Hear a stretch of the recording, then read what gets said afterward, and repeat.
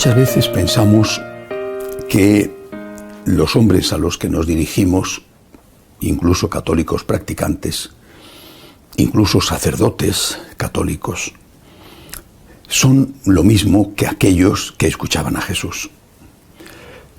Nuestra sociedad no tiene nada que ver con aquella, y los hombres a los que hablamos, incluso muchas veces nosotros mismos, no tenemos mucho que ver con aquella gente. ¿Cómo era aquella sociedad y cómo es esta?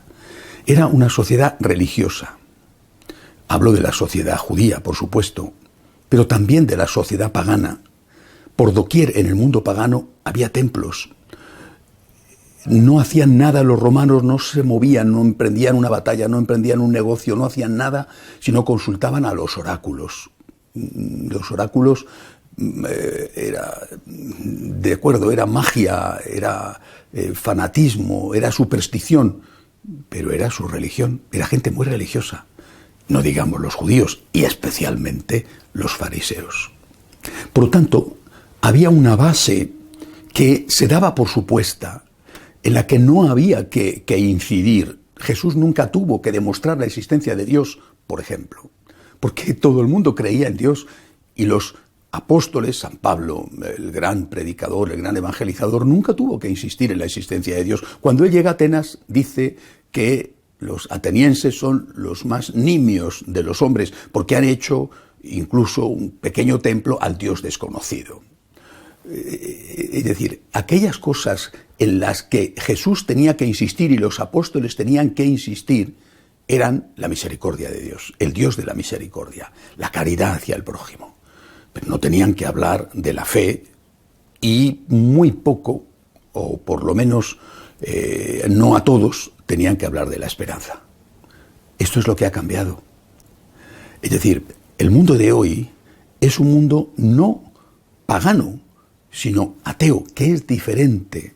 El paganismo es una cosa y el ateísmo es otra. Es decir, es un mundo de gente que no tiene fe en la existencia de Dios y que no cree ni le importa la vida eterna, ni cree que exista ni le importa. Le importa muchísimo más todo lo material que aquello que pueda haber después de esta vida al llegar la muerte. Por eso nosotros corremos el riesgo de olvidar, al olvidar esto, insistir solo en lo que insistió Jesús, porque él no tenía que enseñar las cosas que todo el mundo sabía. Es decir, si uno sabe que 2 y 2 son 4, el profesor no le va a enseñar que 2 y 2 son 4, ya lo sabe. Y si uno sabe sumar y multiplicar y dividir, no le va a enseñar eso, ya lo sabe. Le tendrá que enseñar a partir de ahí otras cosas. Por eso cuando nosotros insistimos, y hablo de los sacerdotes católicos, hablo de la Iglesia Católica, en la caridad, que es el tema del Evangelio de esta semana, es como si tuviéramos, repito, delante a unos hombres que no son los reales. Los que tenemos delante no son aquellos, y nosotros estamos hablando a hombres que no son los que están delante de nosotros.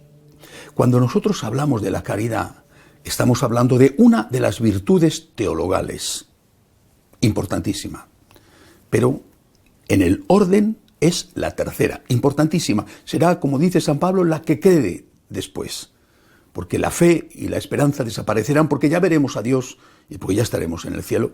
Dios quiera que todos en el cielo. Quedará el amor, quedará la caridad. Pero aquí en la tierra es la tercera virtud teologal: fe, esperanza y caridad. La tercera virtud teologal. Es decir, primero hay otras dos. Y esas dos son las que estamos dando por supuestas y sin embargo no existen. Es como si tuviéramos una mesa con 3 patas y de repente a la mesa le faltaran 2 y nosotros estuviéramos insistiendo en fortalecer la otra pata, embellecerla, robustecerla incluso. Pero si a la mesa le faltan 2, por muy hermosa y fuerte que sea la pata, la mesa se cae, salvo que sea una columna, y no es en ese caso una mesa.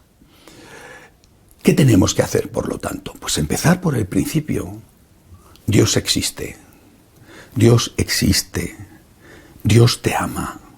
Dios es misericordia. Dios te perdona tus pecados. Dios te levanta cuando has caído. No estás solo, ni en lo bueno ni en lo malo. No estás solo en la vida ni en la muerte. Dios existe. La fe. La fe en Dios y en el Dios que nos enseña Jesús, el Dios de la misericordia. Segunda virtud, la esperanza. Hay vida eterna. Hay vida eterna. Y esa vida eterna que la hay para todos, no será para todos igual. Será en función de la vida que hayamos llevado aquí en la tierra. Es curioso que el Evangelio de hoy, y estoy seguro de que poquísimos sacerdotes lo mencionarán y lo destacarán, el Evangelio de hoy empieza precisamente con un diálogo, con una pregunta sobre la vida eterna. Maestro, le dicen a Jesús, ¿qué tengo que hacer para alcanzar la vida eterna?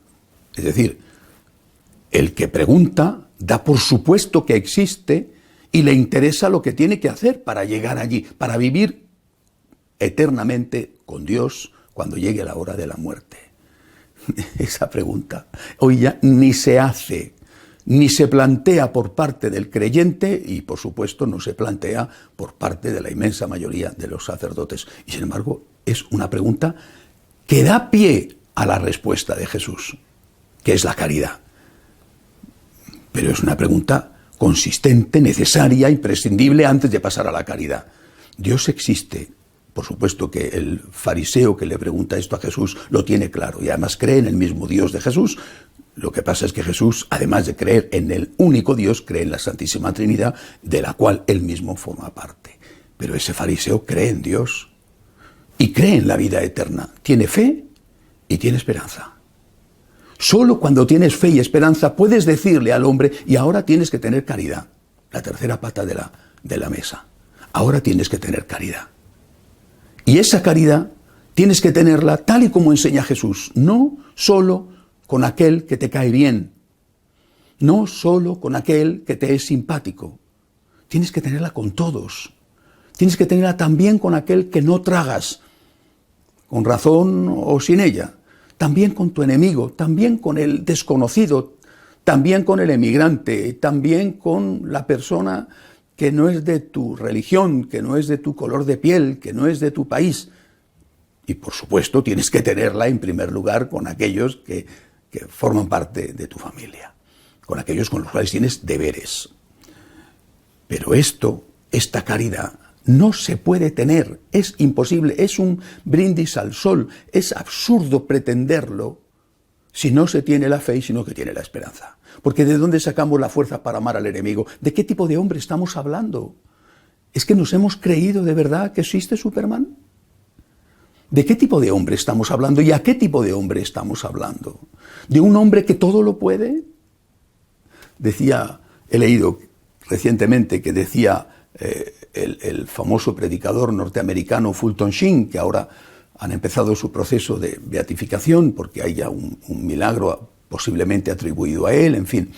El primer hombre que entró en los medios de comunicación, en la televisión norteamericana, bueno, decía Fulton Sheen que el hombre de hoy no es, y hablaba de hace 70 años, que el hombre de hoy no es como el de antes, y entre otras cosas no es como el de antes porque le falta la motivación religiosa, ya no cree en la vida eterna ni le interesa. O si le interesa tiene que ser gratis total. El hombre que tenemos delante es un hombre complejo, como siempre, con sus angustias, que sus dudas, sus sufrimientos y sus alegrías, como siempre. Pero es un hombre que ha quitado de su horizonte el más allá. Y eso es lo primero que tenemos que hacer, porque ese hombre no es ni Dios, aunque se lo crea, y Fulton Sheen insistía en esto, que el hombre de hoy se ha convertido en un Dios, pero no lo es, no puede con todo, no puede llevar todas las cruces de la vida, no puede, y necesita ayuda para llevar sus problemas, y mucha más ayuda necesita, y mucha más motivación necesita para ayudar al prójimo. Cuando esto lo olvidamos, repito, estamos creyendo que el hombre lo puede todo, y no es verdad, y quiere hacer siempre el bien, y no es verdad. Necesitamos, por lo tanto, volver a empezar. Dios existe, Dios te ama, Dios te quiere como eres, Dios te quiere y te perdona tus pecados, ha derramado la sangre por ti, para abrirte las puertas del cielo. Hay vida eterna y esa vida eterna te la van a regalar, pero para que tú aceptes el regalo tienes que estar en gracia de Dios y tienes que haber vivido de forma coherente. De esta manera tú estás dando motivaciones a ese hombre, a ese ser humano de carne y hueso que está sobrecargado de problemas propios y que si encima le dices que tiene que ayudar al extraño, al extranjero, al que le cae mal, ni puede ni quiere hacerlo. Nuestros mayores sabían muy bien cómo había que motivar. Conocían al hombre. Y nosotros hoy creemos que el hombre es un Dios que todo lo puede. Y en realidad es alguien a quien muy pocas cosas aparte de sí mismo le interesan. Tenemos que ser misericordiosos. Tenemos que ayudar a la persona que está sufriendo. Pero eso lo haremos no solo contando con nuestras fuerzas, que son muy pocas, sino lo haremos por amor a Jesús, que ha dado la vida por nosotros, y también, como preguntó aquel fariseo, porque queremos ir al cielo. Queremos estar con Dios para siempre y no queremos estar en el infierno. Y sabemos que para poder ir al cielo tenemos que tener misericordia, tenemos que amar al enemigo, tenemos que ir más allá de los sentimientos, de las apetencias, de me gusta, no me gusta, porque Dios se lo merece, porque lo ha hecho Él primero con nosotros. Nosotros tenemos una deuda de agradecimiento con Él y repito, porque si no lo hacemos, el Señor nos dirá, oye, he pasado a tu lado, no me has ayudado, no me has conocido. Que así sea.